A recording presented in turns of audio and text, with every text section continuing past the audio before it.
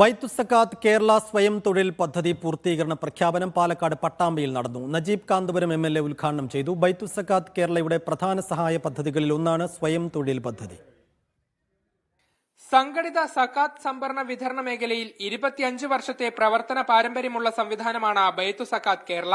ബൈത്തുസക്കാത്തിന്റെ ഈ വർഷത്തെ സ്വയം തൊഴിൽ പദ്ധതിയുടെ പൂർത്തീകരണ പ്രഖ്യാപനമാണ് പട്ടാമ്പിയിൽ നടന്നത്.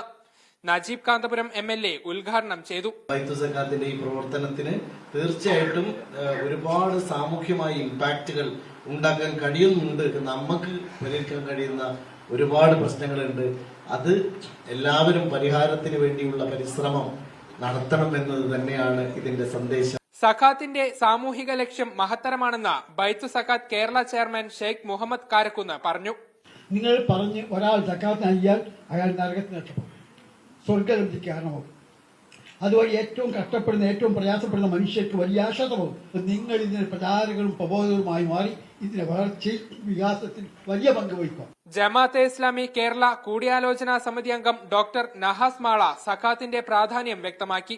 പദ്ധതിക്കെതിരായ പ്രചരണങ്ങളിൽ കഴമ്പില്ലെന്ന് അദ്ദേഹം പറഞ്ഞു. എന്ത് താല്പര്യത്തിന് പുറകിലാണ് ഈ വിമർശനങ്ങൾ വരുന്നത് എന്നുള്ളത് വേറെ പരിഗണിക്കേണ്ടതാണ്. കാരണം അവര് വിമർശിക്കുന്ന അതേ ഭാഷയിൽ നമുക്ക് ഉത്തരം പറയുക എന്നുള്ളത് സാധ്യമല്ല.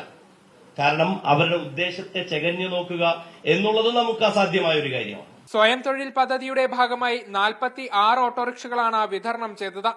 കഴിഞ്ഞ വർഷം 266 പേർക്ക് സഹായം നൽകാനായി. ഇതിനകം 2866 കുടുംബങ്ങളുടെ ജീവിതോപാധിക്കും വഴിയൊരുക്കി.